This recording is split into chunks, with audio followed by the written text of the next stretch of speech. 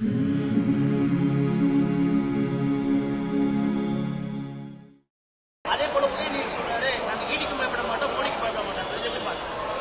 கேள்வி. அப்ப எதிர்கட்சி தலைவராக இருக்கின்ற பொழுது திரு மோடி அவர்கள் வந்தபோது கருப்பலு நோட்டிங்க. திரு ஸ்டாலின் அவர்கள் முதலமைச்சர் இருந்த பொழுது அவர் தமிழகத்துக்கு வருகின்ற போது வெள்ளைக்குடை பிடித்தவர் தான் இந்த முதலமைச்சர் ஸ்டாலின் அவர்கள். ஏன் கடந்த 3 ஆண்டு காலமாக பிரதமர் மந்தியை முழுமையாக சந்தித்து தமிழ்நாட்டுடைய கோரிக்கை வைக்கல? இப்போ அவசியம் என்ன வந்தது? பிரச்சனை வந்துட்டது. அந்த பிரச்சனைக்கு தீர்வு காண வேணும். அதன் அடிப்படையில் தான் இன்றைக்கு பிரதமரை தனிப்பட்ட முறையிலே பார்த்து என்ன பேசுறான்னு தெரியாது. அவர் சொன்னதுதான் வெளியில் வந்திருக்குது. பிரதமர் சொன்னாதான் உண்மை வெளியே வரும். ஆனா இதையே ஏன் முன்கூட்டி செய்யவில்லை? இதுதான் மக்களுடைய கருத்து, எதிர்க்கட்சியுடைய கருத்து. கடந்த 3 ஆண்டு காலமாக நிதி ஆயோக் கூட்டம் நடைபெற்றுக் கொண்டிருக்கிறது. அந்த கூட்டத்தில் ஏன் கலந்து கொள்ளவில்லை?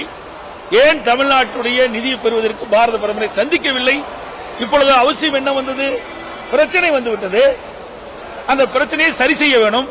அதற்காக பாரத பிரதமரை சந்தித்திருக்கின்றார். உதயநிதி அவர்கள் சொன்ன ஈடி கண்டாலும் பயப்படும் இல்ல, மோடி கண்டாலும் பயப்படும் இல்ல. அப்புறம் ஏன் அவர் தம்பி ஓடி வெளிநாட்டுக்கு ஓடினாரு? அவர் தம்பி எதுக்கு ஓடி வெளிநாட்டுக்கு ஓடினாரு? தமிழ்நாட்டில் இங்க இருந்திருந்தா ஈடி கண்டா பயப்படுவீங்கன்னு வீரவசனம் பேசியிருக்கலாம்.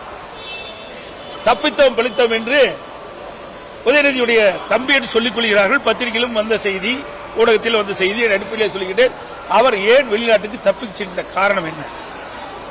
அதெல்லாம் வரும். இப்பதான ஆரம்ப கட்டம். அப்ப யார் எப்படி பயப்பட அரைக்கிற மாதிரி எழுதி அரைச்சிட்டு இருக்காரு. நான் திருப்பி பதில் சொல்றதுக்கு தயாரா இல்லை. அதுக்கு பதில் சொல்லி என்னுடைய தரத்தக்கம் தாழ்த்திக்கிறதுக்கு நான் விரும்பல.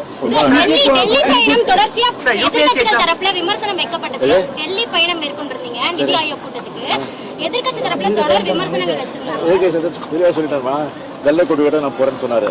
வெள்ளக்கொடி போல காவி கொடி நயத்துக்கு போல நான் தெளிவா சொல்லிட்டேன். இதுக்கு என்ன பதில்? இந்த ஆட்சி முடிய தட்டியும் மக்களை அவங்களே காத்துக்கிடணும். ஏன்னா அந்த அரக்கோணம் விவகாரத்தை சுட்டி காட்டி அவர் எடப்பாடி அவர்கள் இன்னைக்கு விமர்சனம் சொல்றாரு சார். அதெல்லாம் கொள்ளடிச்ச ஆட்சி. ஏற்கனவே சாத்தான்குளம், தூத்துக்குடி, இந்த மாதிரி பல்வேறு சம்பவங்கள் இருக்கு. அதெல்லாம் எடுத்து சொல்லிட்டு தான் நேரம் போட்டாது.